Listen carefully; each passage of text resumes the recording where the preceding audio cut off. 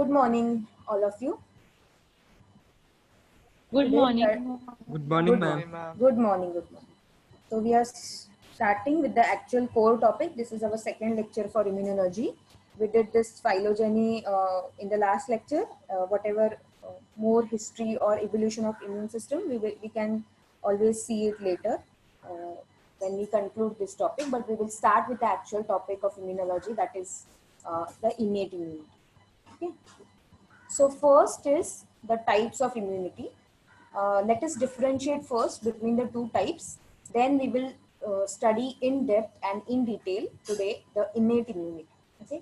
Now last lecture, whatever we have covered in overview as overview, will be help for understanding this innate immunity today.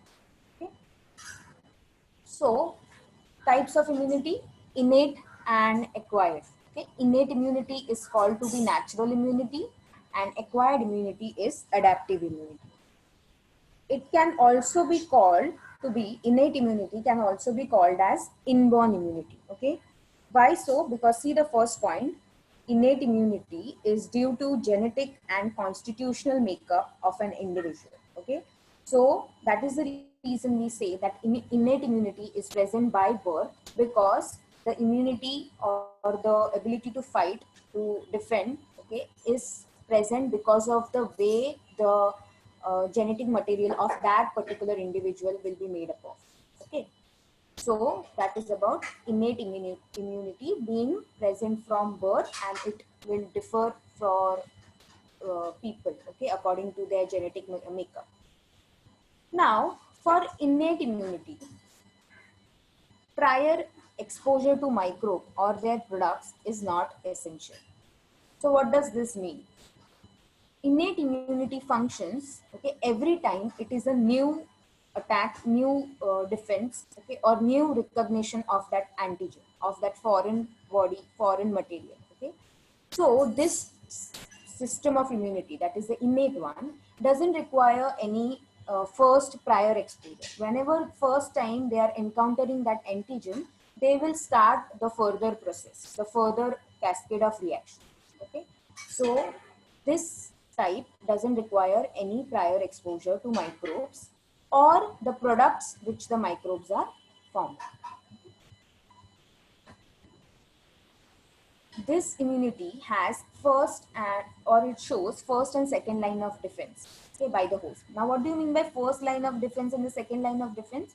The first line of defense will actually be the physical barriers, okay, the physical barriers last time we talked about, that is the skin and the mucus, while the second line of defense will be actually this cell mediated, okay, where phagocytes, neutrophils, all those were included. That will be the second line of defense, because these cells, they are also playing a big role in innate immunity. Okay. Next point is mechanism present even before the exposure to foreign agent. What does this mean? This means that the first line of defense, okay, for example, your skin, the cilia, okay, the mucous membranes, all these things are present by birth, okay, they form your body. So this mechanism of innate immunity, it whatever these things are contributing, that the skin is the entire outer covering, okay. So these things are present even before any antigen is coming inside your body, okay. It is any foreign agent which is coming to the body or attacking the body. All this mechanism is already present in your body, okay, which also forms the first line of defense.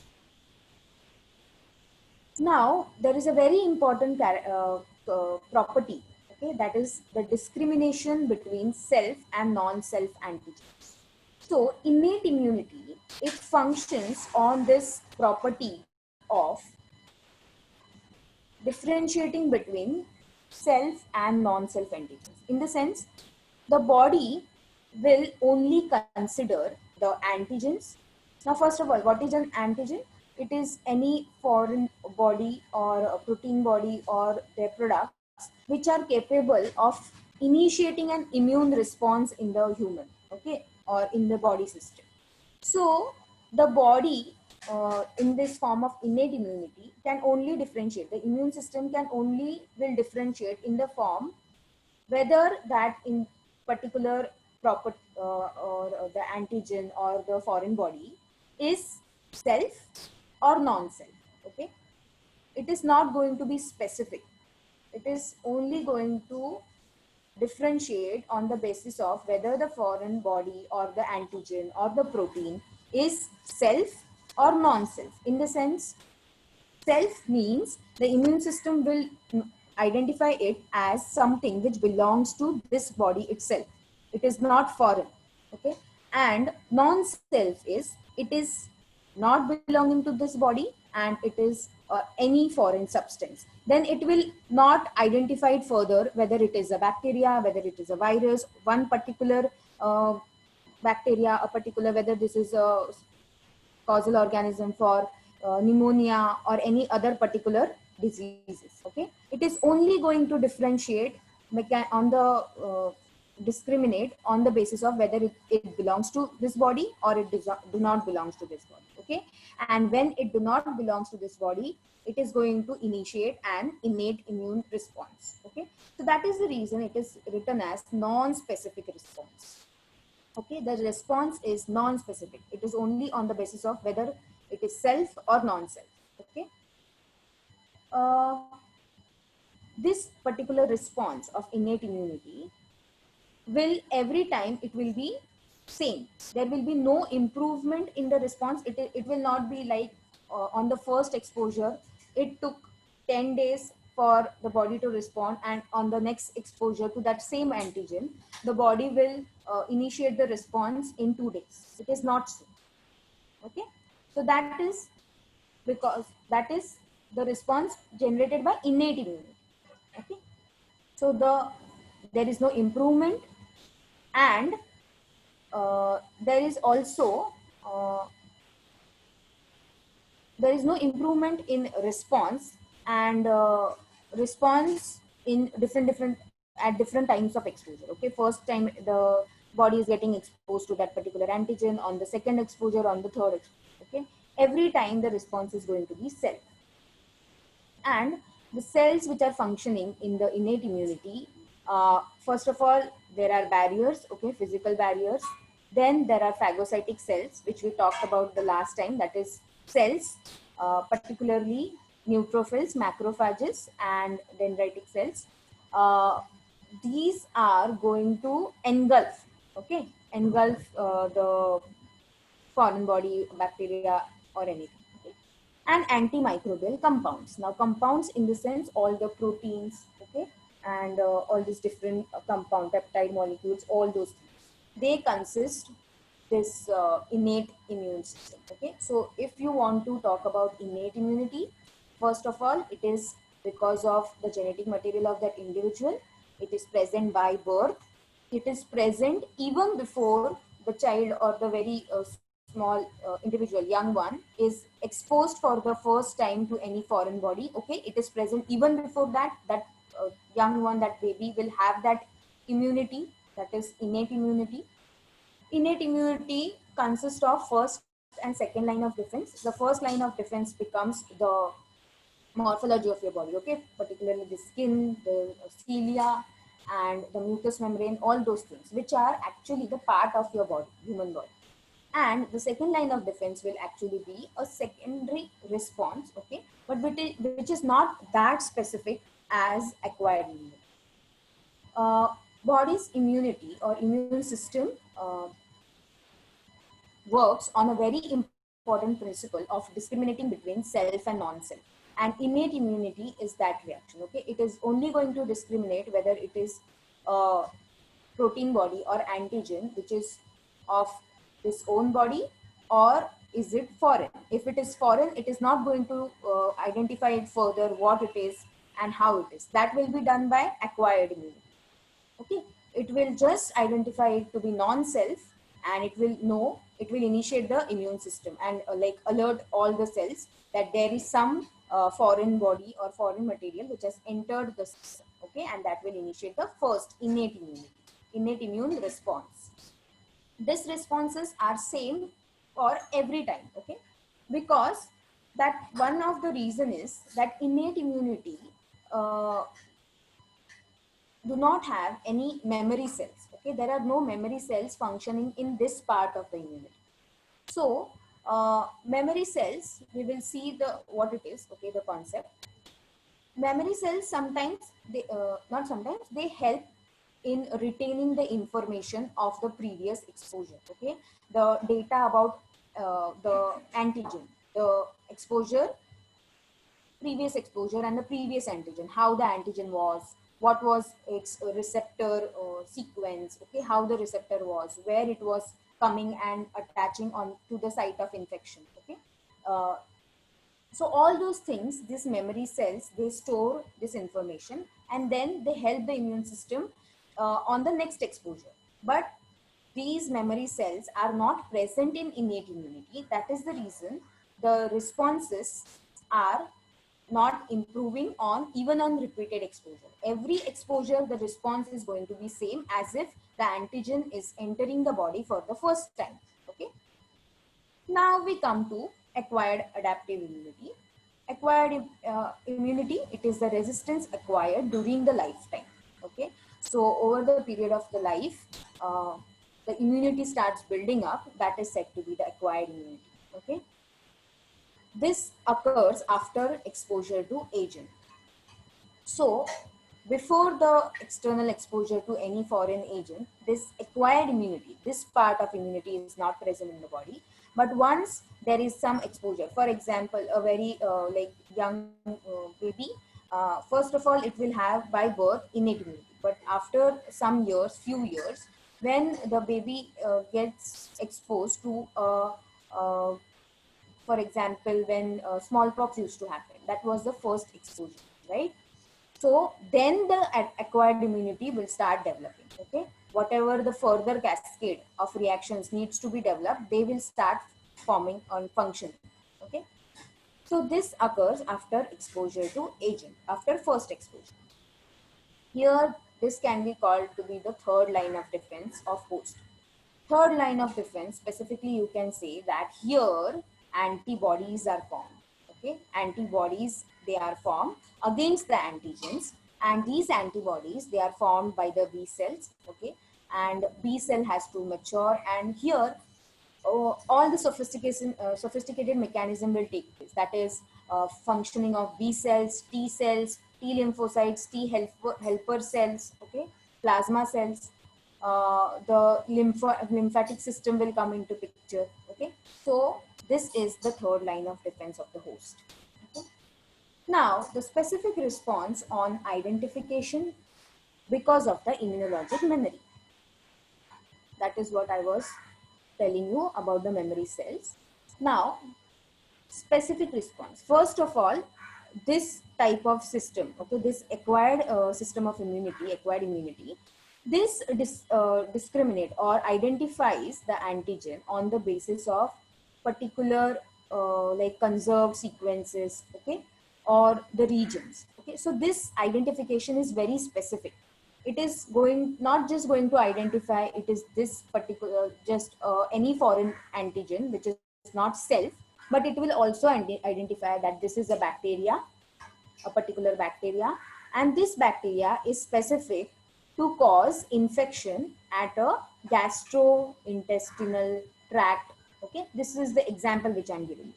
So it can be a virus. Okay, for example, this is a virus, particular virus, and this will go and like start infecting at the site of the maybe the respiratory tract. Okay, so this kind of specific identification will occur in the acquired immunity.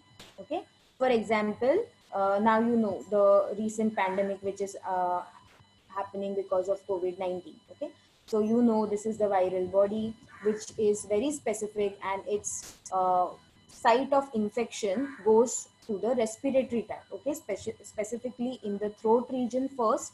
Okay, and then it goes and retains or resides in towards the lungs, towards the respiratory system, and that is the reason your body is secreting lot of mucus. Okay, and the main symptom is of cough, right? and throat infection. So that is the immediate response that your body is showing, okay, that the body shows after being infected by this particular viral body. Okay, so this type of specific identification occurs. In innate immunity, it will only be that this is some foreign body, okay, but that doesn't know which foreign body it is. But at acquired immunity, it is a specific identification that it is a bacteria which has entered, or it is a viral body which has entered, or it is a fungal hyphae or something, okay, and it is going to attack this particular system for like inoculating there and site of being the site of infection. Now, why this bacteria also have this particular property and going and attacking? Because they have like some receptors or some outlets on the surface which goes and binds to the particular receptor, and those particular receptor are present at that particular sites, at that particular systems. Okay, so for example, this viral okay compound will have a molecule which will be a perfect fit to the receptors which are present at that particular throat region or the gastrointestinal lining region. Okay, so it will go and start binding at that surface. Okay, so it is that specific. That is the reason whenever an infection happens, the first response is by innate immunity. Okay, it the first response will be just identify that this is not something which belongs to this body and initiate the immune response. Okay? While it is just like the way a country's defense system is, right? You have your military, air force, okay, and navy and all at the borders. Okay, so whenever there is some army or foreign army attacking, these are the first line of defense. Okay, they will be fighting, and they will be fighting and trying to stop them till the time major decisions are taken inside the country or at the centers, and they give the further instructions to what the further response or the further way of fighting should be. Okay, so it is like that. The innate immunity is at the outer, okay, first line of defense, and acquired immunity is till the time this innate immunity is taking place, all the material is geared up, a plan is made, okay, and how we are going to fight the foreign body is like planned. Okay, so that is about acquired immunity and this specific response of for identification. Now, next is that the response can be repeated. Now, this response, now see, there is first time infection, okay. Now, whatever this thing I was telling you, okay, that the plan is made and how we are going to go about it, okay, how we are going to deal this situation is being chalked out by this adaptive mechanism. Okay, first they will see, okay, we will activate the macrophages, phagocytosis is going to take place, or we are going to activate the NK cells. Okay, NK cells are specific cells which do not kill the bacteria, rather they kill our own cell, but that cell is infected with that bacteria. Okay, so this type of planning is done. Okay, and for the first time the person is cured, okay, with all this acquired immunity, the person is cured. Suppose after few months, the same type of infection occurs, there will be some memory cells, okay, which are formed in this adaptive immunity, okay, acquired immunity. They are going to perform the same plan, okay. They are going to carry out the same plan. The last time, how it was cured, how this infection was fought, okay, the same plan they are going to use. So what happens is, because of this repetition in the response, there is a quick, okay, the response happens for quick. Okay, so for example, in the first time of infection, the response was it took like 30 days. Okay, so maybe on the next infection, okay, next time when the infection occurs, now your body do have the memory cells, it knows everything about the antigen. Okay, so the response will be quick. Okay, it will be maybe in half of those days. Okay, so next time the response will be within like 10 or 15 days. Okay? So that is because of the memory cells which are present or which are formed on the first exposure to that antigen in the acquired immunity. Now also the response is much better improved on repeated exposure. Okay, on repeated exposure. Okay, first time, on the second time, third time, your body will show much better response because it knows what's to be done. Okay, and this acquired immunity is mediated by antibodies, T lymphocytes, and many more. Okay, and also the entire immune system, like these two are not independently functioning. Okay, it is not such that innate immunity only will function and only adaptive immunity will function. Okay, they work in combination with each other, okay, hand in hand, or you can say that there is a crosstalk between these two. Okay, the term is called to be crosstalk. Okay, crosstalk between innate and acquired immunity. Okay, so the first line of defense will be the defense or the will be started by the innate immunity, and then further on, while they are fighting at the borders, the plan will be made, and then acquired immunity will come into picture. Okay, so today we will see everything specific to innate immunity much in detail. Okay. Now, innate immunity can be classified into three types. That is individual immunity, racial immunity, and species immunity. Okay. Individual immunity is okay. It is very specific to individual, like to a particular individual. Okay, and it will differ between two different individuals. Okay, and those individuals will be of any same race and species, but it will be different for those two people. Okay, and it will be determined by that particular person's genetic makeup. Okay? For example, if you take like twins, okay, homozygous twins, okay, if they are there, so if one of them develop tuberculosis, for example, so there is a very high possibility that the other twin will also develop tuberculosis. Okay, because they are homozygotic. But if they are just heterozygotic, they are twins, but just being heterozygote itself gives a very low possibility to the other twin. Okay, if one of them is infected, it is not necessary that the other one will also be infected or suffering because of tuberculosis, because they are heterozygotic twins. So this is very specific to a one particular individual. Okay, individual immunity and individual innate type of immunity of that person. Next is racial immunity. Okay, now this denotes a difference in the susceptibility or resistance. Okay, among different races, but within the same species. For example, if you talk about uh, human species will show same type of immunity, but when the race changes, okay, they are going to show this type of difference. Okay, difference in being susceptible or difference in showing that particular resistance to a particular type of infection. Okay, example I can give you, that is, you know that people, those who have this sickle shaped cells, okay, erythrocytes, because of cell anemia, okay, they are resistant to malaria parasite, right? They are resistant to this malaria parasite infection. Okay, so there is a race in the Mediterranean coast. Okay,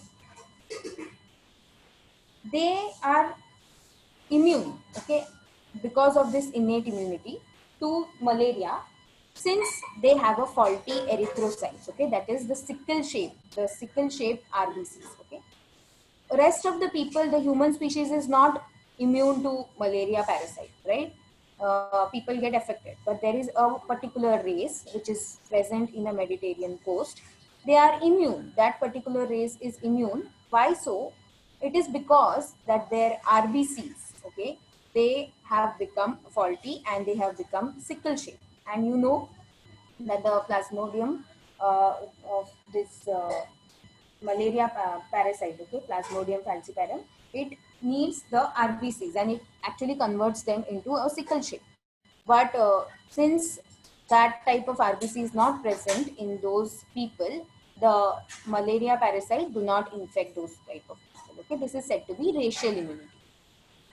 Species immunity is basically very specific to different species. Okay, for example, chickens or any other different like rats and all, they are resistant to some bacteria or pathogens which humans are not resistant to. Okay, for example, chickens, they are resistant to Bacillus anthracis. Okay, last time which we saw Bacillus anthracis, but humans are susceptible to this bacteria. So this is the species immunity is very specific to a particular or different species. Okay, it can a particular species will be affected by a particular bacteria. For example, humans. Okay, they are affected by Bacillus anthracis, but at the same time, the chickens are not. Okay, so that is said to be species immunity. Okay, so now we let us see the elements of innate immunity. Elements, these are the some of the examples. For example, first is anatomic barriers. Okay, anatomic barriers playing a role in innate immunity. Then physiologic barriers, pattern recognition molecules, phagocytosis, inflammatory response, and few mediators for the inflammatory reactions. Okay, these mediators are histamine, kinines, acute phase proteins, and defenses. So basically, these are chemical molecules. Okay, and we are going to see how phagocytosis happens, inflammatory response happens. Okay, so all these things, anatomical barriers, they require your first line of defense, your morphology of the body. Then physiological barriers will be because of some chemicals, pattern recognition molecule, this we are going to see much in detail. Phagocytosis, there are a lot of cells, different type of cells which are functioning. Okay, so always remember, in both type of immunity, innate as well as acquired, there is two ways in which the immune system function. Okay, first is said to be cell mediated. Okay, that is all the cells will be functioning, and second is said to be humoral. Okay, so when we talk about humoral mediated defense, that is specific to the proteins and the chemical compounds which are present. Okay, so both function, and at a time, cell mediated immunity is functioning, humoral part, that is the proteins, even antibody mediated. Okay, antibodies are basically immunoglobulins and they are proteins, so that comes under humoral response. Okay, and there is cell mediated in the sense all the cells which are functioning, for example, macrophages, natural killer cells, T cells, B cells. Okay, so that will be called to be cell mediated immunity. Okay, so both innate as well as acquired, both function in this two manner, and they both function at a time. There is a crosstalk between innate and acquired immunity. Okay, so let us see each one of this one by one. First is anatomic barriers. Okay, so we have discussed a few points about this in the last lecture, but today we will be very specific. Okay, so first of all, the anatomic barriers are skin and mucous membranes. These are the mechanical barriers for the forming the first line of defense against any foreign body or foreign antigen. Okay, so this also you can remember or revise that one point again, that in innate immunity all these factors are already present even before the body is exposed to any foreign antigen for the first time. Okay, so whenever the skin is going to be completely intact, okay, that is going to prevent entry of microbes. That is the role of the skin, which also happens to be the most like uh, it forms the entire covering of your body. Next is whenever there is any kind of scratch or wound or abrasion, okay, that will be the reason for infection. Okay, that will be the site where pathogens will enter the body. So one example can be insects. Okay, insect bites. Along with scratches, wounds, and abrasion that cause infection. If there is any insect bite and that insect has any pathogenic organisms, okay, those are going to be introduced into the body and they will transmit the further infection. Okay. So whenever the skin is completely intact, it prevents all these microbes to enter, okay, from entering into the body. If there is any cut or any abrasion, infection will begin. Next comes sebum, okay, the sebum which is secreted on the skin by the sebaceous glands, okay, it produces lactic acid and fatty acids, okay. Now these are acids, so their pH becomes between 3 and 5, okay, and such low pH become very difficult for pathogens to survive in, okay, such pH condition. So in this way, the sebum helps in protection, okay, protecting against the pathogens. Even if they have entered, the sebum which is present onto the skin or secreted by the glands will secrete this type of acids which will make the pH to be very low and acidic in nature, and not many pathogens can survive in such acid conditions. Next is, but there is also some, for example, some kind of infection which occurs at the on the scalp, okay, uh, at the root hair, okay, hair ka root region, okay, because of this sebum, excess amount of sebum. So what happens is, now the bacteria has also evolved, okay, these pathogens have also evolved in the course of evolution. So there are some which have acquired the capacity to even retain themselves, okay, to even survive in this low pH conditions. So those give rise to some this type of like this type of disorders or diseases, okay. For example, the because which is because of excess amount of sebum, okay, or acne or scalp diseases, disorders, okay, because of excess amount of sebum.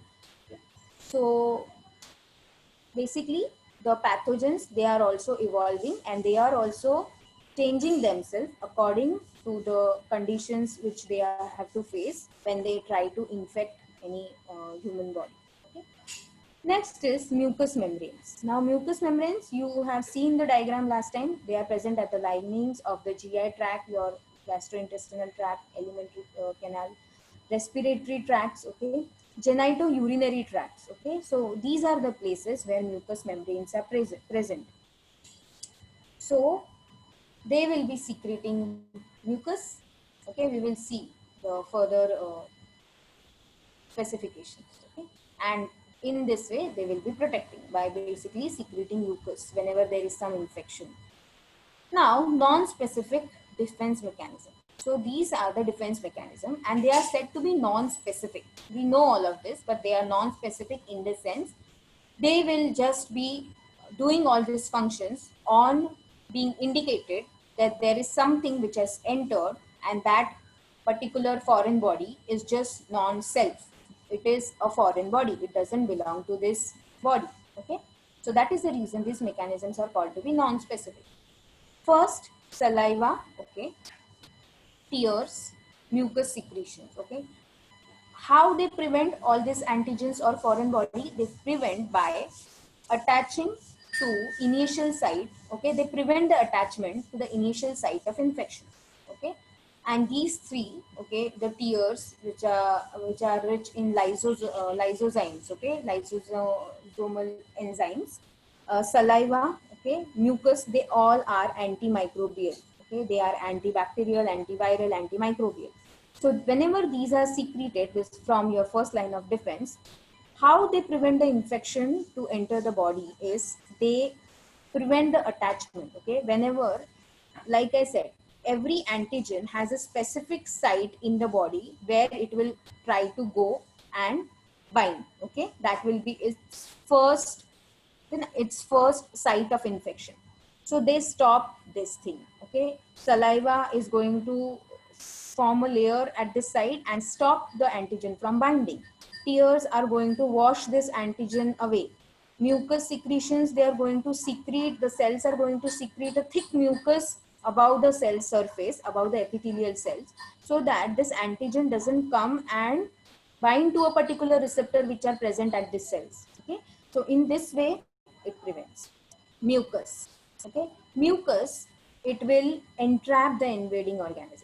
since it is a thick layer and it is not allowing it to come and bind here, and whenever this antigen is trying to move inside, it is going to trap. That is the reason mucuses are secreted in the form of, like whenever you have a runny nose or cough, okay, all this mucus which people expel out of the body, it is filled with all these antigens. Okay. Next, cilia. How the cilia function? It propels the mucus which has entrapped the microbes from the tracks. Okay. So first the mucus is functioning to catch all these antigens, and the cilia, okay, the hairs, they are moving this mucus outside through any exit, okay, maybe through nasal exit or through oral exit. Okay, so in this way the cilia will function. That is the reason the cilias are basically present in the uh, like nasal cavity or in your throat cavity. Okay, throat canal. So in this way, saliva, tear, mucus secretions function. Mucus entraps, cilia moves that entrapped mucus. Okay, and also non-pathogenic organisms which are already present in our body, which we call to be the normal flora of the body.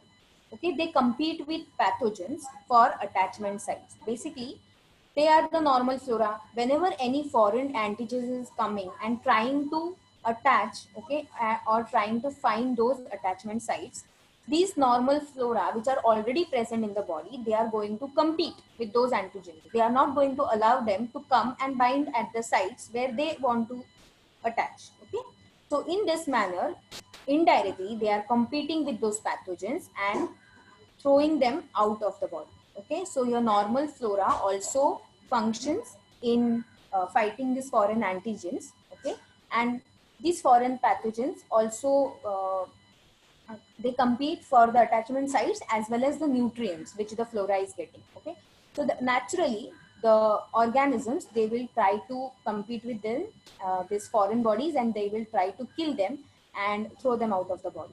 That is the reason, this is the exact principle on which the probiotics work, right? That is the reason you include curd in your food, right? So that you get good bacteria, like good flora in your gut, okay, which will fight the foreign bodies.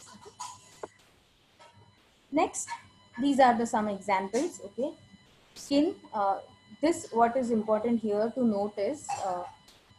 These peptides, okay, antimicrobial peptides, fatty acids are present in sebum, antimicrobial peptides, then enzymes functions, low pH, okay, in stomach, then intestinal flora, okay. They compete with the invading microbes, fluid, feces, okay, and expel them through the rectum.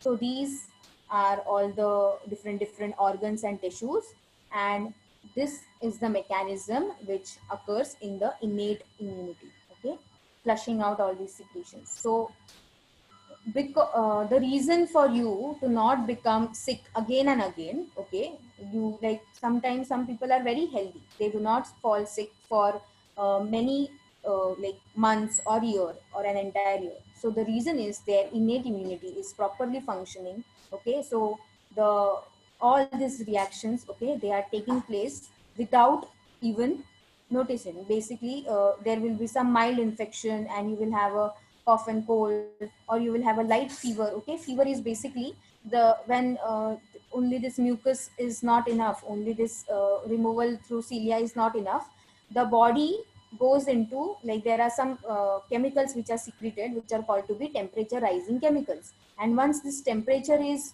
raised, first of all the antigens who cannot survive that temperature will be killed, and this also initiates the other immune responses. Okay, the immune system will like immediately get activated and the further response will take place. Okay, that is the reason you have fever, and fever is the reason, it is a symptom which indicates, which even tells you that you have some infection in your body. So you go to the doctor, and then you get some medicines, and those help in treating them, and your fever come down because now the antigens are not present in your body. Okay, so these are the we feel these are very simple, but these are very specific processes which take place in the body in the innate immunity. Next, we go to the physiological barriers. Okay, now physiological barriers. Here, it is a bit like chemical complements and chemical molecules comes into picture. Okay, so gastric acidity. Like I told you, the low pH, very few microbes can survive in these conditions. Most cannot. So this becomes the gastric acidity or the gut acidity, the low pH HCl in the stomach becomes a physiological barrier. Then lysozymes, interferons, and complement. Okay, so these are mediators of immune system. These are soluble mediators. They are soluble in the blood. Okay, and these are the chemical compounds. So they becomes the mediator for the immune system. We will see one by one, but in general, all these three, they show antiviral effect by preventing the synthesis of viral structures. Okay, so basically these are first of all secreted by a cell. Okay, and this cell is infected by any antigen. Okay, by bacteria or pathogen. So they will start secreting this this will start secreting interferons. Okay, then complements. So these things, these chemical molecules will go and give this message at different places, and there it will basically prevent the synthesis of viral structures. Okay, whenever a virus is infecting, what its first plan is, that is to replicate and multiply itself. Okay, to become more in number. So this chemicals, they attack that system only, they attack that plan itself. They will not allow the structural proteins of the viral to form. Okay, they will prevent the synthesis of those proteins, and in this manner they will stop the virus from multiplying, replicating and multiplying in the body. Next, we come to lysosomes. Now, lysosomes are basically vesicles, okay, and these vesicles are rich in lysosomal enzymes, okay, and these enzymes are antibacterial in nature. So that is the reason this vesicle is called to be lysosome. Okay, so these lysosomes have these antibacterial enzymes which act on the bacterial cell wall. So you will study further phagocytosis last time, which we have seen, that is the engulfing of different bacteria. So whenever a macrophage is engulfing a bacteria, we will see how it binds with the lysosomes. Okay, in the inside. Okay, it will bring the antigen to the lysosome, and this lysosome has all these enzymes. Okay, antibacterial deadly enzymes, which are going to act on the bacteria's cell wall, and it is going to break the cell wall and then ultimately kill the bacteria. Okay, so in this way, lysozyme function. Complement proteins. Complement proteins are basically group of serum soluble substances. Mostly they have been identified that there are such 30 proteins. Okay, but it is a group of serum soluble substances. Now they damage the cell membrane whenever basically the cell membrane of antigens whenever these complements are activated. Okay, complement proteins are activated. This complement proteins also forms like they form the part of the second line. Okay, the second line of defense in your innate immunity itself. Okay, so now one very important thing is the host ability to recognize molecules which are unique to microbes and never found in the multicellular organisms. Okay, so the immune system of humans, as I mentioned, that it has a very specific self and non-self. Okay, so on that basis, the immune system recognizes that whatever this antigens, okay, antigens are basically proteinaceous in nature, or the different proteins which are secreted by those pathogens. Your immune system very uniquely identifies them, that this antigen or that particular protein is not from this body.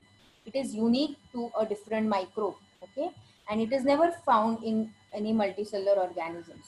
So when they recognize this, this helps in the further this helps in sending the message, further immune message. Okay, defense message. So that one ability of your immune system also becomes a physiological barrier, okay, to fight this foreign antigens. Now let us come to cytokines. Cytokines are also some chemical, okay, some chemical molecules. So these are low molecular weight soluble proteins, or you can call them to be glycoproteins. So cytokines are glycoproteins. Last time we have seen which trafficking? Chemokine trafficking. Okay. So chemokines are basically type of cytokines. Okay. So I had mentioned that there are different chemicals from chemokines as well. Okay.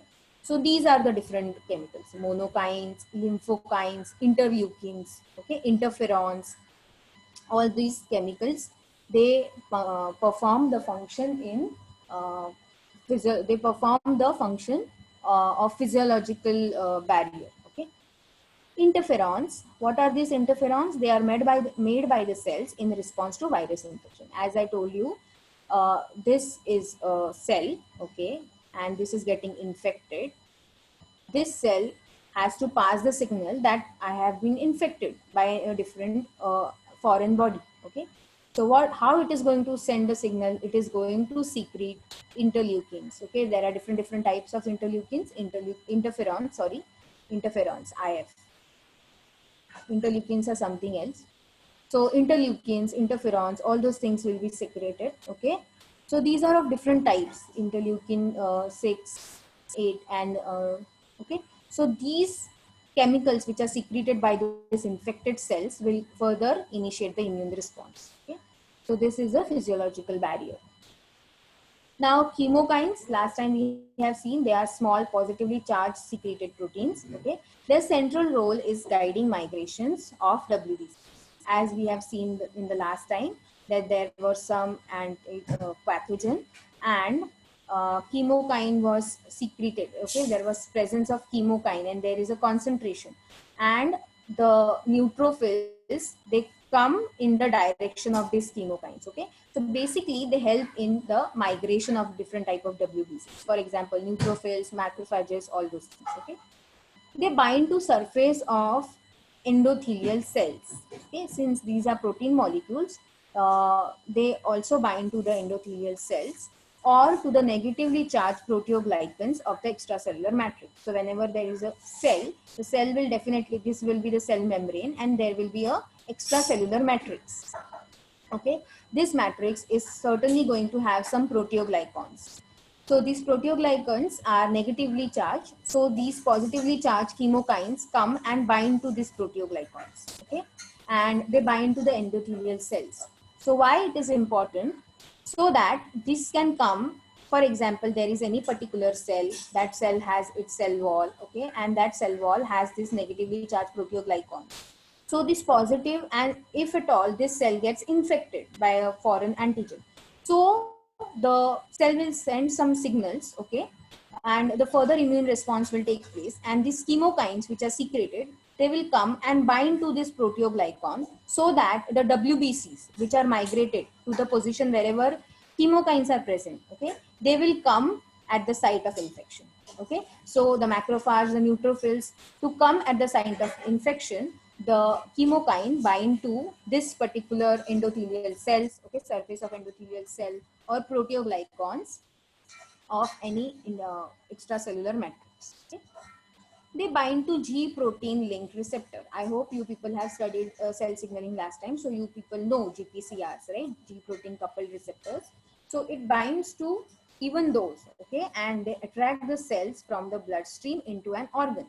So please remember that all these WBCs, okay, macrophages, monocytes, okay, neutrophils, basophils, eosinophils, they are blood cells, right? So whenever a tissue or a cell is getting infected, the chemokines have come from some other places. Okay. They are mostly they are synthesized in the liver. Okay. And whenever there is an antigen is present, message is given in the body with the innate immunity, the chemokines, more and more chemokines will be secreted. Okay. And they will come and bind to the surface of these cells, okay, which are infected. So whenever the chemokines have bound to this surface of the cells, all these WBCs, the macrophage, neutrophils, and all, they will leave the blood cells, okay, blood vessels, and they have the capacity of doing that. And then they will enter the organs and the tissues, okay, the tissues, and they will come onto the site of the cell, okay, of a cell which belongs to a tissue. So it helps basically in attracting these WBCs from the bloodstream into the tissue region or the organ region. Okay. So by far we have completed this two. Okay. Anatomic barriers and physiological barriers. Now we come to a very interesting and a very specific, that is pattern recognition molecule. Now, what is this molecule? This is a this short form or this abbreviation is not mentioned in the text, but I have written it and I will tell you why. Pattern recognition molecules, these are the molecules which have the ability to recognize a class of molecules, okay, a given class of molecules. Now, the fact that innate immunity, it identifies or it discriminates on the basis of self and non-self, right? So, this is a group of antigen or foreign body which is of a particular class. I don't know specific what it is in this particular class. Okay, maybe it is any kind of bacteria. I don't know which specific bacteria. I don't know which specific fungal organism, but it is a bacteria. It is a fungus. Okay, only it belongs to that particular class. Okay, or it will recognize that pattern, that this pattern, it is this bacteria or this pathogen. Okay, so the molecules which identify this thing, okay, they recognize this thing, they are said to be pattern recognition molecules. Now, if you ask what is a pattern, okay, these patterns, they are conserved structures, and mind you, whenever the molecules in the body, they are identifying or recognizing these patterns, these conserved structures, we are talking about the conserved structures on the antigens, okay, the conserved structures on any antigen. So basically, the conserved structures will be on antigen, and pattern recognition molecules are present in the body. These are self, PRM, they are self, okay. These are present in the body, and these conserved structures are present on the antigen. These molecules from your body, they identify this particular conserved structures and tell the immune system that this is a particular class of molecule, okay. This is one particular class. I don't know what exactly it is, but it is certainly not belonging to this body. So start the immune response, okay. Now, they recognize PAMP, that is pathogen associated molecular pattern. Okay, so these molecules in your body, they will recognize this thing, okay, which is present on the antigen, pathogen associated molecular pattern. So it is a very specific molecular pattern which is associated only with pathogens. This is not associated with self, okay. So they recognize this region. So this abbreviation is present in the text. So just to make you very clearly understand and to bring to your notice basically that these pathogen associated molecular patterns are present on the foreign bodies, and to identify them, you have some pattern recognition molecules in your body. Okay.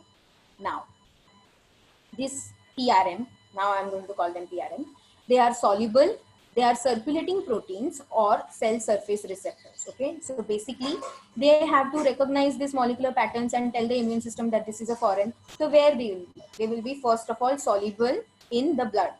They will be circulating proteins, so they will be circulating throughout the blood system and going to different places in the body, different tissues, different organs, or they will be present on cells as cell surface receptors. Okay, because if the cell is going to be infected, okay, these will be present on the receptors, because most of the time the antigens come and bind to this receptor. So if this receptor is a pattern recognition molecule, this receptor will identify that this thing, okay, this antigen or this ligand which has come and just bound to me is associated, it's showing a associated molecular pattern, okay, pathogen associated molecular pattern. So this is probably a pathogen, okay. That is the reason they are soluble, they are circulating proteins, and they are cell surface receptors. Now, many PAMs are recognized by these molecules in your body which are present on the surface of phagocytic cells. So basically, it's a good idea. This receptor can identify this antigen, that it has this pattern which is associated with pathogens, right? So might as well have these receptors on phagocytic cells, the cells which perform the function of engulfing. So if the receptor is present on the phagocytic cell and this receptor has identified that this is a PAMP, immediately this phagocytic cells is going to engulf that antigen, right? Then mannose binding lectin and C-reactive proteins, they bind to microbial surfaces and promotes their opsonization. Now, a very important word, that is opsonization. Okay, let's read again. Mannose binding lectin, that is MBL, and CRP, they bind to microbial surfaces. Okay, so basically, see, opsonization is what? Basically, few proteins and antibodies, they help bind to a particular antigen. This is the antigen, okay, this is a starship antigen. These different proteins will come and bind to this antigen, okay. Many of these proteins will come and bind to the antigen. Many of the antibodies will also come and bind to the antigen, and they will form a structure, a bigger structure. Now, this bigger structure is easily made identifiable to the phagocytic cells. Okay, this thing, basically, phagocytic cell antigen is a food for phagocytic cells, but this antibodies and proteins, they come and attach with this antigen and kind of makes it more palatable for the phagocytic cells. So it will come more quickly, identified more quickly that this has been opsonized. Okay, so basically this is an antigen which this antibodies and proteins have opsonized, and it is going to eat it up. Okay, it is going to engulf that antigen. So that is the process which is called to be opsonization. The antigen is covered by the proteins and antibodies and brought to the phagocytic cells. Okay. So which are these two proteins? Mannose binding lectin and C-reactive protein. These are the proteins. Okay, they bind to this microbial surface. So this is the microbial surface. These are the proteins which are coming and binding the MBL and the CRP, and along with them some antibodies, and they will opsonize this thing, and that will help in the further phagocytosis. Okay, toll-like receptors. These are all the these things which we are talking about, that MBL, CRP, toll-like receptors are all come under the classification of pattern recognition molecules. Okay. Now, toll-like receptors, this class function as a signaling receptor. Okay. You have studied this in the signaling, cell signaling. Okay. So with respect to humans, there are 10 distinct TLR. Okay. These are particular receptors. Okay. Toll-like receptors, and there will be specific ligands for them, right? TLRs. So these things, they in humans, they recognize lipopolysaccharides, peptidoglycans, zymosan, okay, CpG DNA. Now, the important thing that they recognize all these things, for example, or you can say that these things becomes the ligand for this receptor. How does it helps in recognizing that it is a pathogen pattern? That is, these things, lipopolysaccharide, okay, bacterial lipopolysaccharide, bacterial heat shock proteins, these type of things are not self, they are not present in humans. So if the TLR receptor is identifying that these things are present, what it means is there is some antigen or some foreign body which has infected the cell. Okay, so that is the reason the toll-like receptors also behave as pattern recognition molecules. Then this is one example of TLR4 and TLR2. Okay, the TLR4 signals the presence of bacterial lipopolysaccharides and heat shock proteins. TLR2 signals the presence of bacterial lipoproteins and peptidoglycans. Okay, so in this way, I hope now you have understood that these molecules are present in your body, and these patterns which the molecules identify, recognize, are present on the antigens. Okay. And I hope you have also understood opsonization. This we will study much in detail with diagrams and all in acquired immunity, because there is a lot of crosstalk which is happening. Okay. So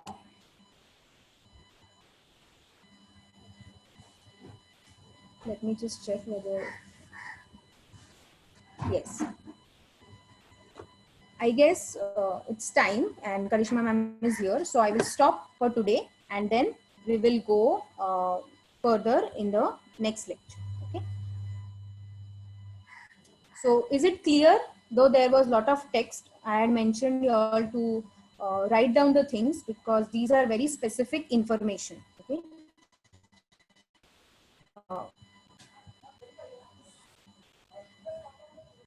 These are all the things which you have to remember. Good morning, students. Good morning, ma'am. Okay. Today we will start with our ANOVA. We have discussed some of the concepts. We will just go for a revision and have a just what is the qualities, and we will solve a single sum. Okay. So last time we have discussed about the how it is been ANOVA is measured with different variations between the groups and within the groups. So as I am saying, we have learned about the discrimination factor, like how it is being discriminated with the less value to larger value. Followed by you have also learned about what is within the group variation and what is between the group variation, which is important to have a differentiation as it is the main factor affecting the ANOVA. Later, it was followed by a discussion about the ratio, that is the F ratio, which is used as an ANOVA value for finding out the tests are significant or not. Or in either way, we can say that the F is the biggest value, or if F ratio has a larger value, then we are against the null hypothesis. It means we are accepting the alternate, in other way words. Okay. So today we will start with our ANOVA, saying why we are going to learn out ANOVA. What is the use? Okay.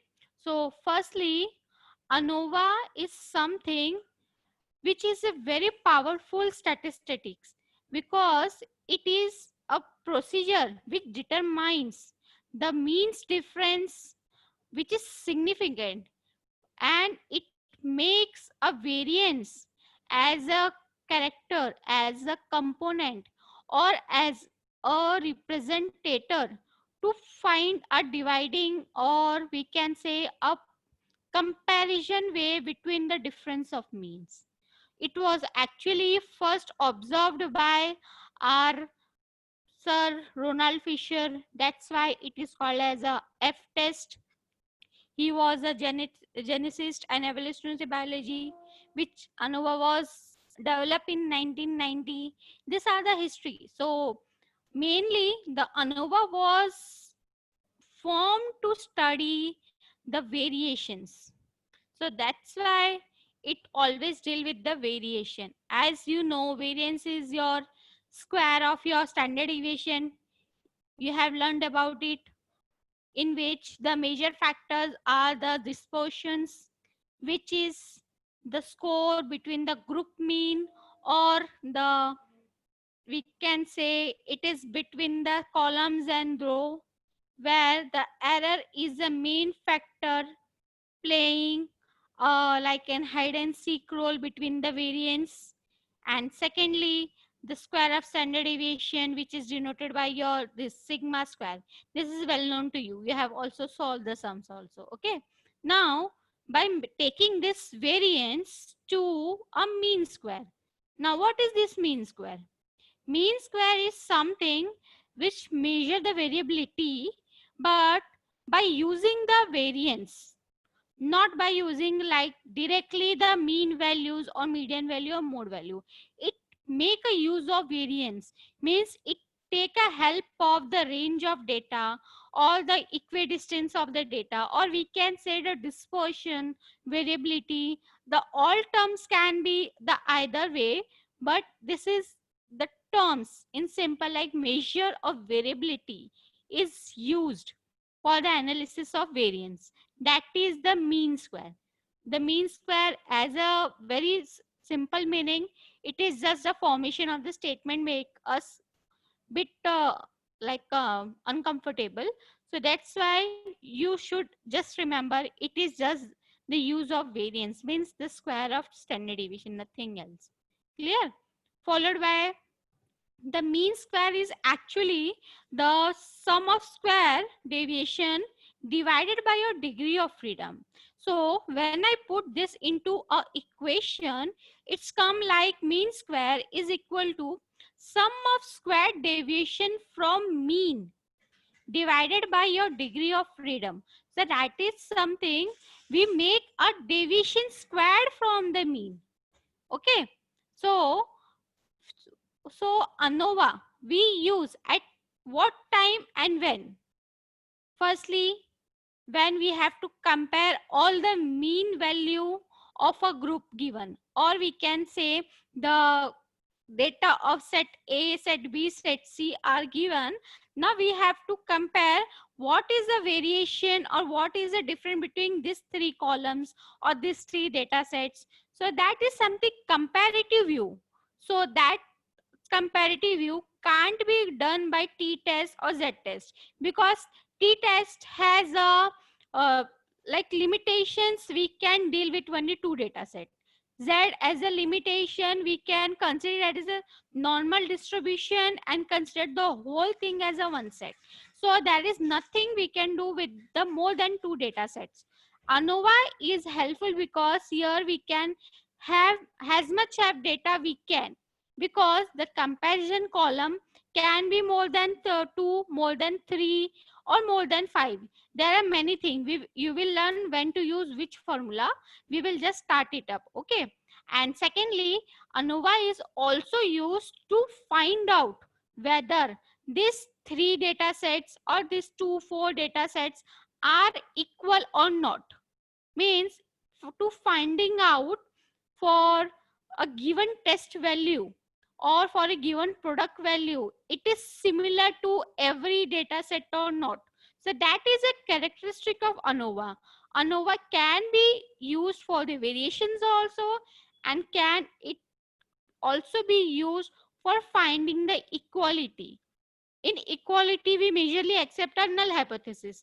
So this is a two-way factor. Okay. You are understanding, student? Students, can you understand why are we going to use ANOVA?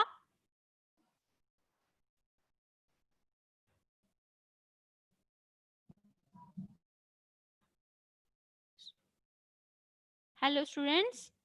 Please respond. Am I audible? Yes, ma'am. Okay. So can we go further? Yes. Okay.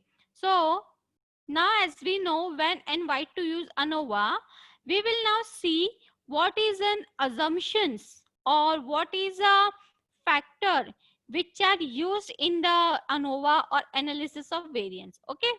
Firstly, the sample which you are getting or the data which you are selecting have to be independently drawn. Means the data set 1 can't be a result of data set 2. Like how in t-test we have before and after in paired 1, right? So in ANOVA, you can't use that type of sample. You have to use independently. If you're using before and after, then it has to be like sample 1 and sample 2, but they can't be correlated. That is another factor we will discuss later on. But for right now, we will say just every data set has to be an individual identity. They can't be interrelated to each other, or they can't be a product of, or they can't be a observation result of the earlier one. Clear? Every data set have to be different. Now, next is the population have to be normally distributed with common variance. Now, this is something which the exception is like when you select a data set for ANOVA, the range of the data have to be in a similar guideline. Like if the data set 1 range is 1 to 10, the another data set also have to be in the range of 1 to 10. Because if the range is very large, if the variation is very large, then actual the F ratio declines. So that's why you have to check that the range of the data is in similar way. Okay. Nextly, you have to also take the data as a random type, plus they have to be independent to each other.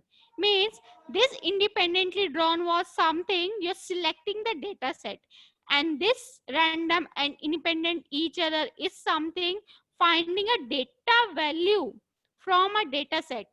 Means within a group of data, every data have to be randomly picked, and secondly they can't be like be an average of one of each other. Okay. Further, we can say it is a something a effect of additive. Now this additive word plays a very major role, because ANOVA we are going to study with the help of method of summation of square. So that is the name saying summation of squares. Means we are making a data, we are selecting the data value, we make a square of it, and we add up all the summation of squares. So it is something we are going to add up. So that's why it is been stated that the effect of various components are additive. So these are the four major factors when we assume for analysis of variance, or we go for the characteristics of ANOVA. Okay. Now, as we go further, what is this sum of square mean? Means what is this method? Firstly, we will go step by step and understand what is this sum of square. Okay, this is for individual values.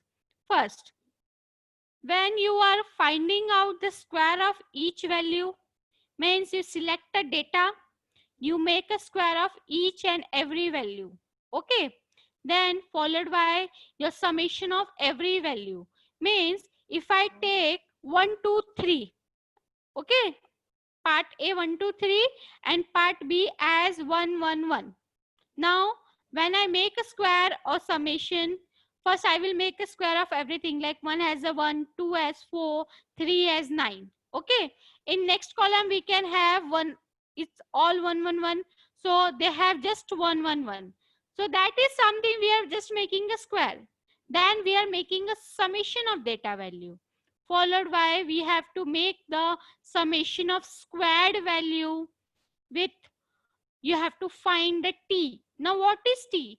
T is actually sum of all observation. Means every data you have collected for a test from column, means your data set A, data set B, everything, it has to be some, like it has to be added up.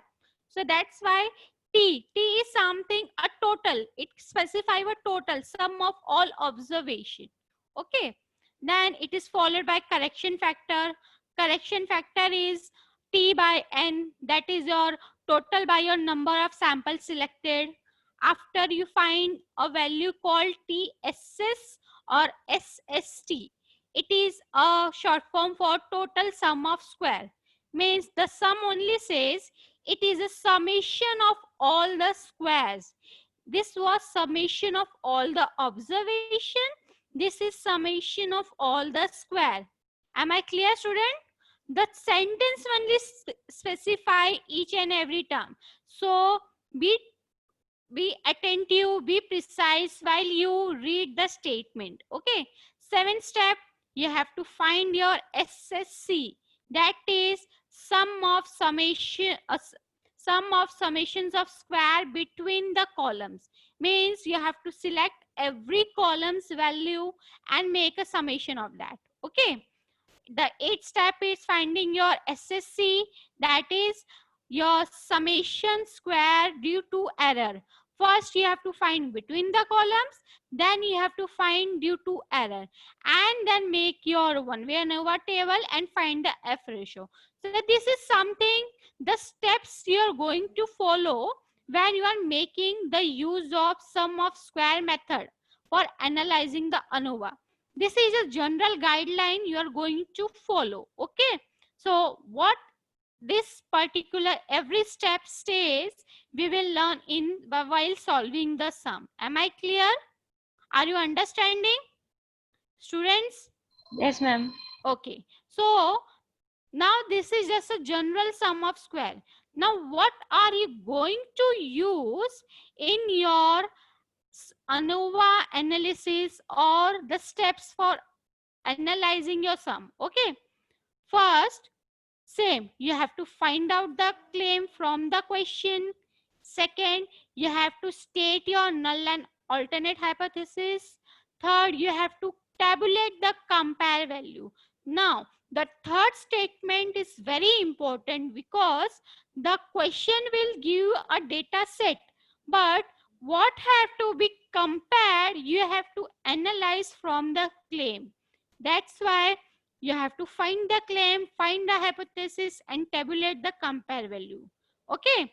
After that, you will follow your measure, sum of square measure protocol. All are same. After finding the F ratio, that is your F calculated, you will find your F tabulated value from finding your degree of freedom and from your confidence level. Same as you follow the trend in t-test and z-test, same you have here also a F table where you will find your F tabulated value. Okay. And lastly, you have to conclude the stating the inference, that is the claim has to be concluded here, it is accepted or not.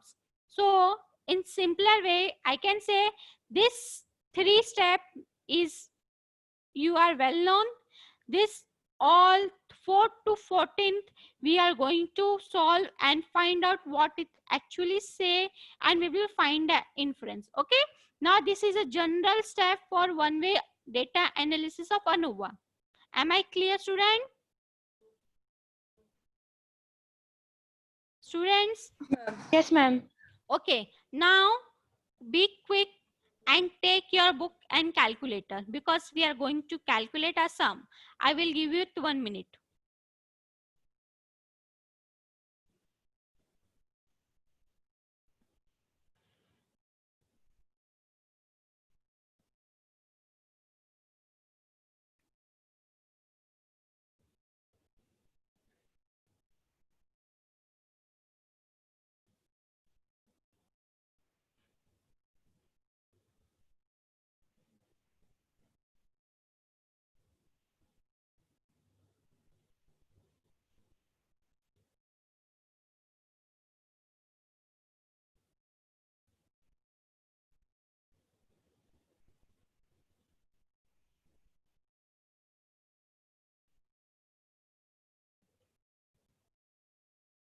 Can we start, students? Okay. So just read this sum. To test the significance of variance or variations in a flowering pattern quantitatively, they are stating, yes, quantitatively. So in 3 selected plant A, B, C, 4 plots were chosen at a random and the flowering was observed in a quantitative where it was checked whether the data indicate the following number are significant or not. Okay. Now here the F tabulated is given, but we will still find our F tabulate how it is find. Okay. Now the questions itself states it is a quantitatively data, means this question have to be solved by parametric one. If the question was not stating the quantitatively, then you can use the chi-square. Am I clear? Students, Ma'am. are you understanding the question patterns? Yes, ma'am. Okay. So this is a data given. Now here it is plot 1, plot 2, plot 3, plot 4. And this is your plant A, plant B, plant C. Okay. Now this is a data given, but what is the question asked? You have to test the significance variation in the flowering pattern of ABC, means the columns have to be of ABC, not of plot. Am I right? This has to be the other way. Plots have to be come here and plant have to be in the column side. Am I clear? Students? Yes, ma'am. Okay. Now what is the hypothesis here? What will be the claim? Tell me. What will be the null hypothesis here?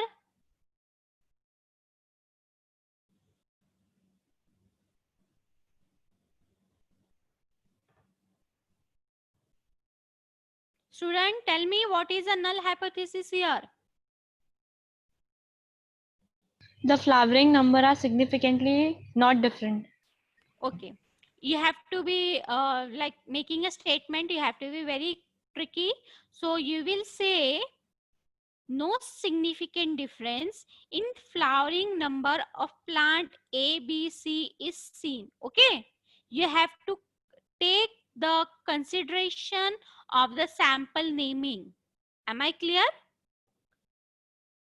Students? You have to say no Yes, significant difference, but you have to also include the pattern or the sample or the data which are being compared. Am I clear? Then your alternate will be significant difference is seen in the flowering number of plant A, B, C. Okay, can we go further? Yes. So we will just look and draw a tabulation form, because for making the all the square and all the summation there is a confusion. So we will make a presentation with the help of a table. Okay, now you have to compare the plant. So we will consider the plant value here and the plot thing here. Am I clear? So first we will write our plant A, plant B, plant C, and we will denote the observation as X1, X2 and X3. Am I clear? Now as we go for plot 1, 2, 3 and 4, we will input each and every data. Now firstly we will just input our values. So as we input the values for the respective of plant A, that is X1, for respective of plant B, that is your X2, and for plant C we will add up. Okay, now this is the first step. After this you have to square each and every value. So what is a square of 16, 8, 12 and 14 right here? Calculate, student. Draw this table and calculate this value and tell me what is a square.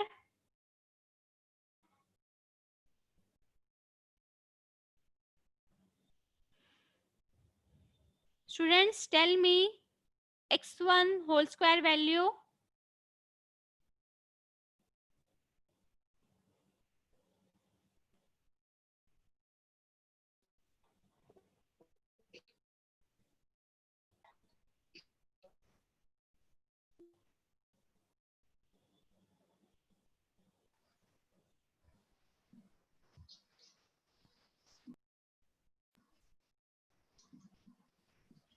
Two 56, 64, 144, 196. Okay, so you have got your first value. Now go for your second, x2 square.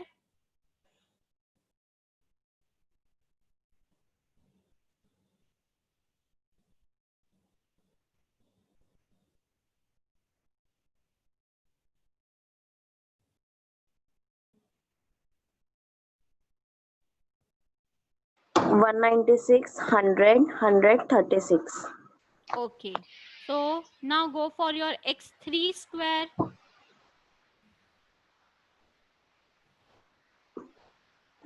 1600, 64, 64.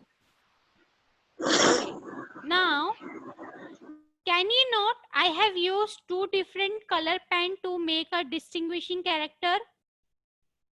Yes. Students, so you can also use this type of method because it's more easier to calculate and to find a differentiation of data value. Okay.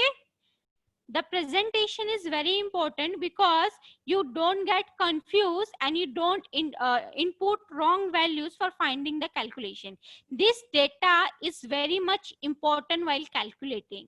So that's why you have to be very clear in calculating the each and every square. Am I clear?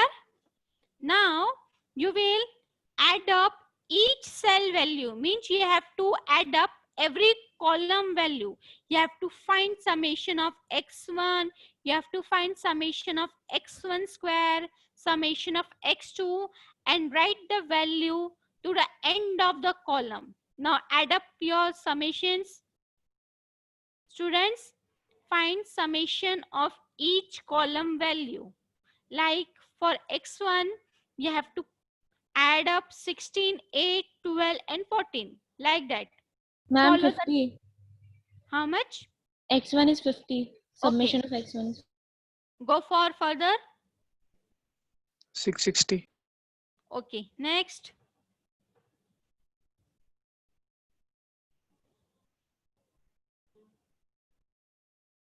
$40. Yes. 40. Yeah, next.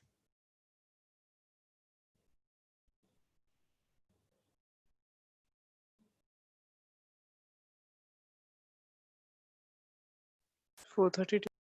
432. Next.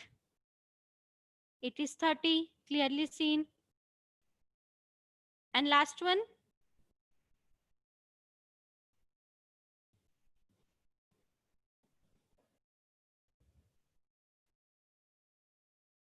$244.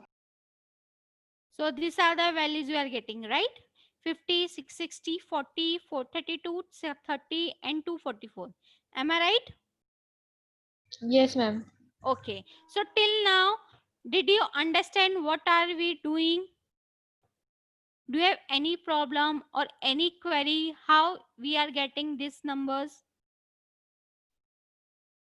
Students, can we go further? Are you clear with till this step? Yes, Yes. ma'am. Okay. Now we have all the tabulated value. Now we will go for finding out your T and your CF. Okay, that is a correction factor. So as we go further, we will find your summation of all observation, that is T. Okay, now summation of all observation means only your x1 character, x2 character, and x3 character. Am I clear? So you will add your 50, 40, and 30. Am I right? You have to add up all x1, all x2, and all x3. Okay, so that is 50, 40, 30, which makes T as 120. Am I clear? 120 कैसे मिला समझा? Yes, ma'am. Okay, now the second thing is correction factor. Now for correction factor, there is a formula saying that you have to divide your T by N. Now what is N? N is sample into your data number. Means your whole observation. So we have 4 samples and 3 data numbers. Okay, data set 1, data set 3, ABC. Am I right? So 4 into 3 is 12. That means your total observation N is 12. So that's why you have to divide your 120 by 2. Like, hello, students? Am I audible? Yes, ma'am. Okay. Yes. So you have to make a division of your T whole square by N. That is a 120 making the square and dividing by 12. So you get correction factor of 1200. Okay. Are you able to understand your T, your CF? Can we go further? Yes. So now we have completed the claim, our tabulated form, our T and our CF. Okay, first step has been done. Now we have to find our SST or TSS. Now what is this TSS? That is your summation or your total sum of square, okay, which has to be subtracted with your correction factor. So you have to use, see, the bracket plays a very important role because it is a summation of your x1 whole square, okay. By writing the things you have to be very clear, because if the square was before the summation, like it was a square of summation of x1, then you have to take 50 square. Clear? So bracket play a very important role. You have to be very clear by taking the values. So when you have to take a summation of x1 square, summation of x2 square, and summation of s3 square, that actually this is your column second, fourth, and sixth. Am I right? These are the summations value you have got added up: 660, 432, and 244, right? So we will add up this value and we will subtract our correction factor, and we get here 136. Are you clear here, students? Yes, ma'am. Okay, now there is one notation. If, see, you have all this value, am I clear? If the data is less, means if it was 120, don't just minus it by 244, because here we have to apply the BODMAS rule. The rule which you have studied in school, means you have to first add all the things and then subtract. Am I clear? You have to apply BODMAS rule in ANOVA. Everyone know about BODMAS rule?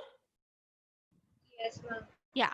So that is a thing, a general formula, a general notation. Okay. As we go further, now we will find our your summation of square between the column, or in short form we can say SSC. Okay.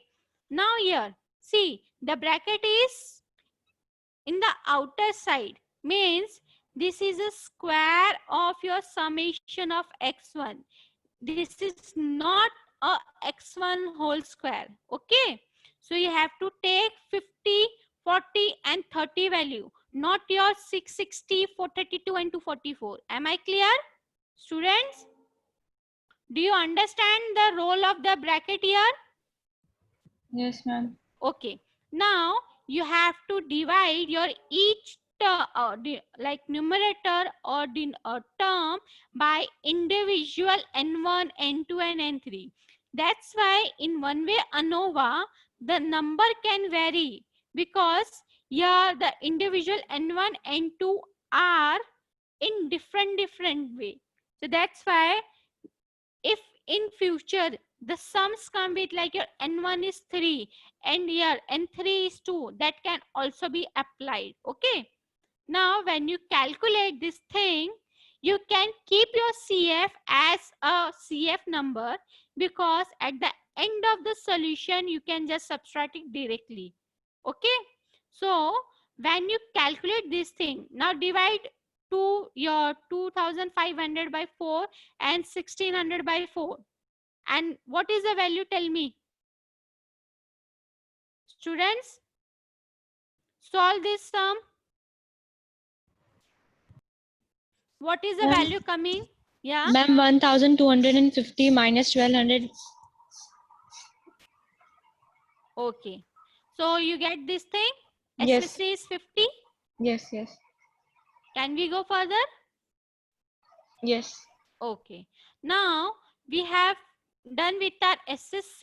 Now we will found our SSE. That is a summation of square due to error. Okay.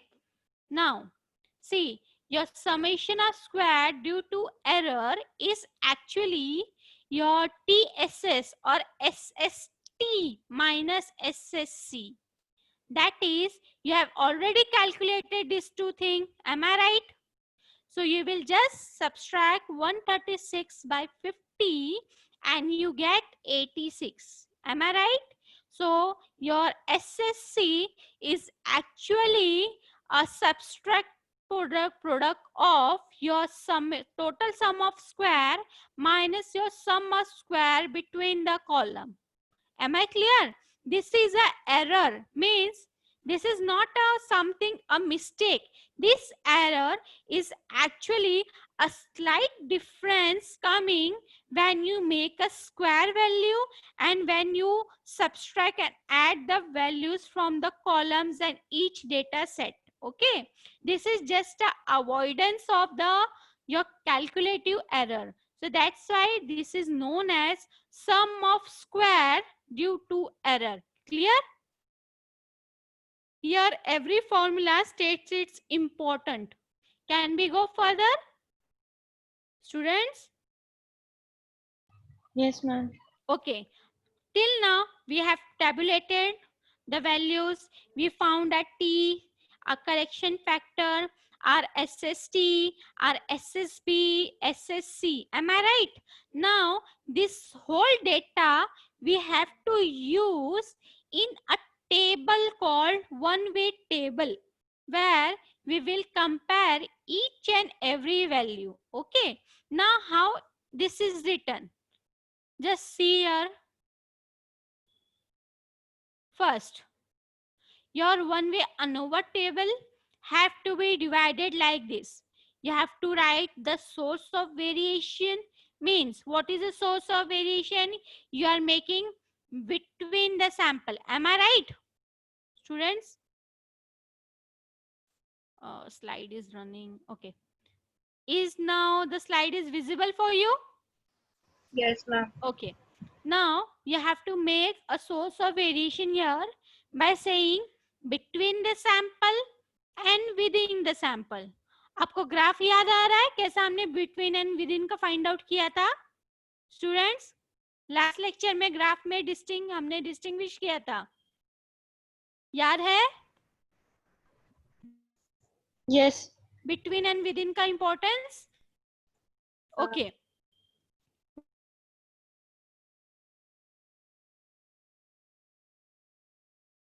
Is degree of freedom, fourth is mean square, and the last is finding our F ratio.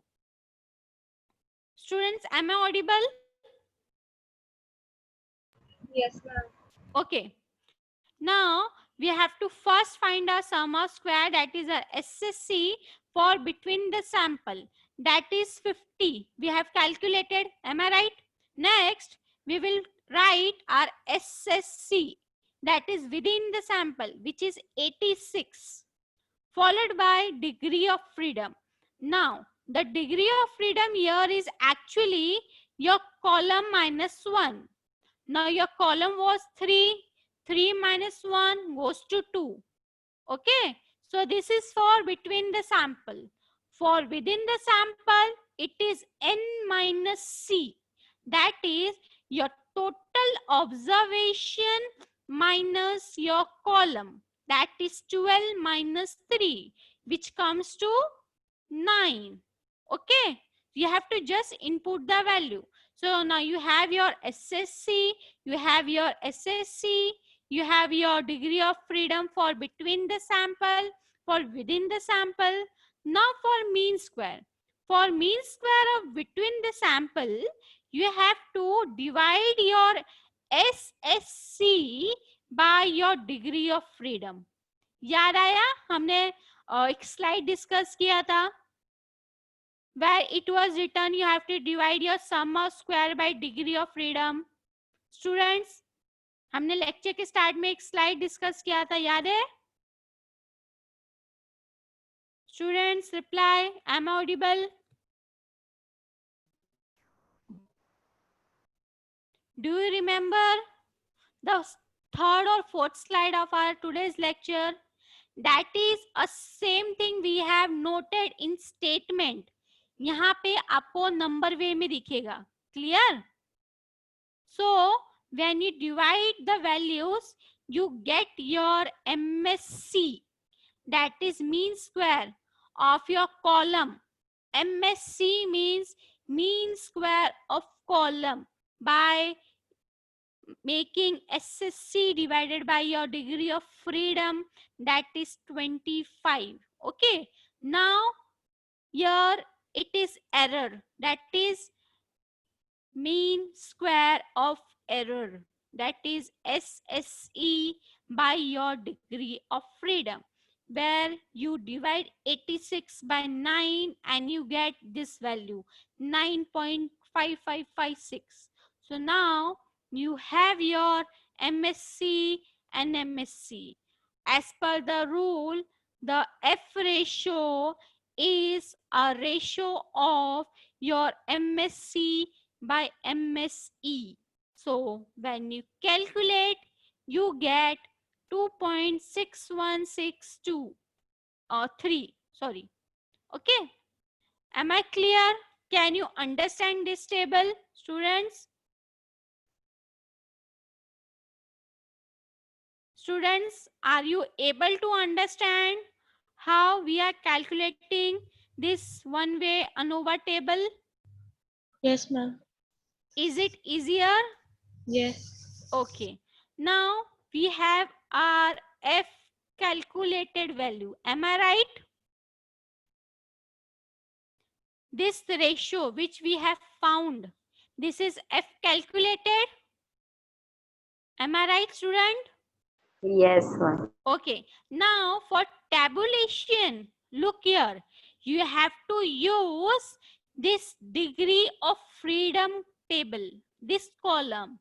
So you have to find F tabulated for degree of freedom, column 2, row 9. Am I right? So when you go for tabulation value, you have to see the significance. So you are finding for 5%. That is also table for 1%. I will share with you. This is for 5% level. So for column, it is 2 and for row, it is 9. So it comes to, students, what the value comes here? 4.26. Yeah. So 4.26. okay. So if I say, if students, example, okay, if I say you have to find degree of freedom for row, for column 4 and row 10. So what is the value? Column 4 and row 10. So what is the value, students? Tell me.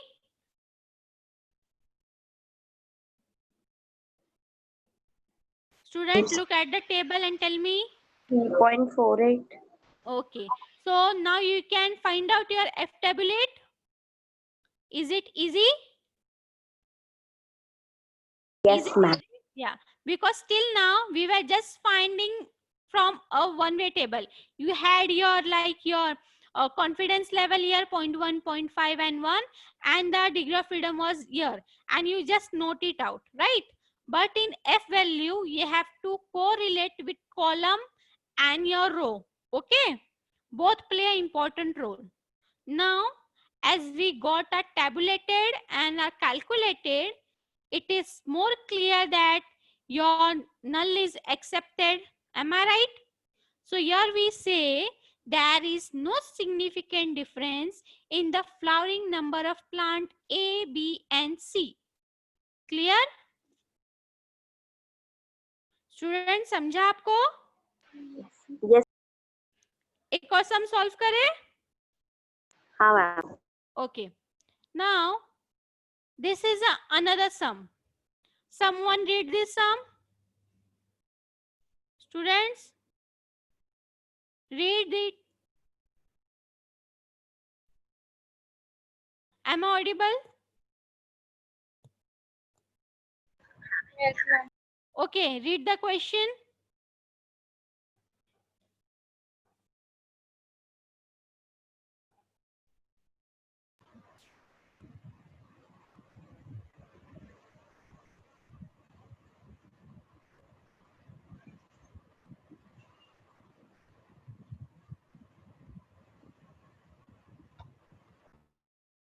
Students read करो. कौन read कर रहा है? Gayatri, Atif, Sadaf. Ma'am मैं करती हूँ. ठीक है, तुम करो. Is the effect of fertilizers A, B, and C on plant species PS1, PS2, and PS3. Check Okay. whether the effect of fertilizers is significant or not on sprouting of selected species seedling at the level of confidence 5%. Okay. So यहाँ पे what is the comparative value?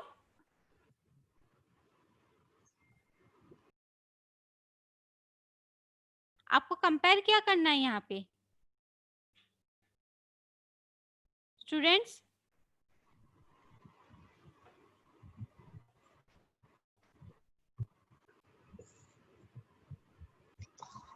Effect of fertilizer, am I right?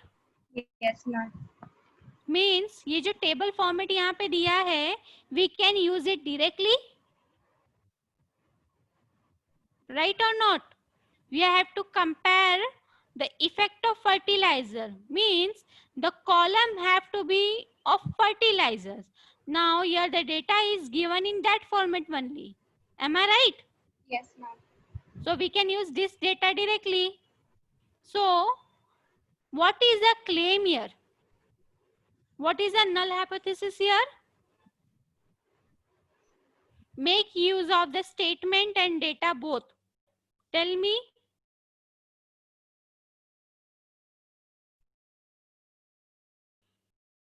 Student, state the null hypothesis.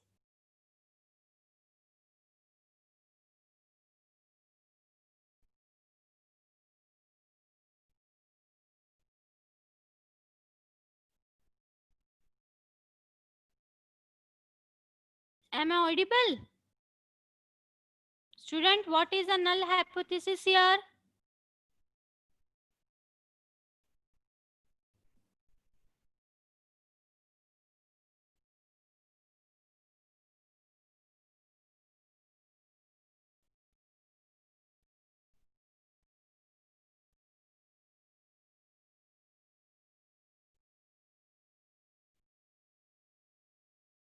Am I audible or not? Because no one is answering.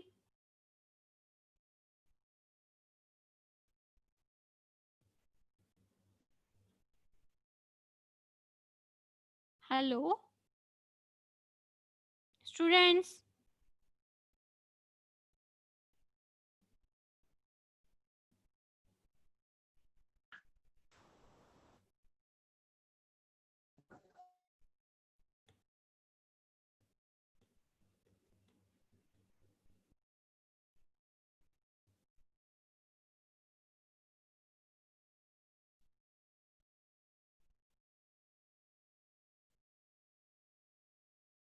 Hello, students?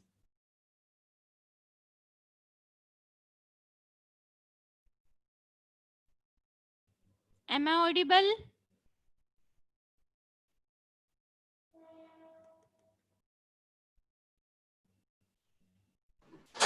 Students, any one of you can unmute yourself and answer the question.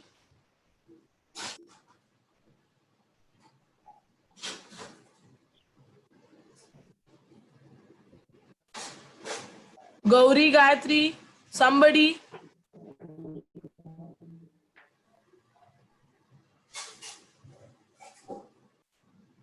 Yes, ma'am.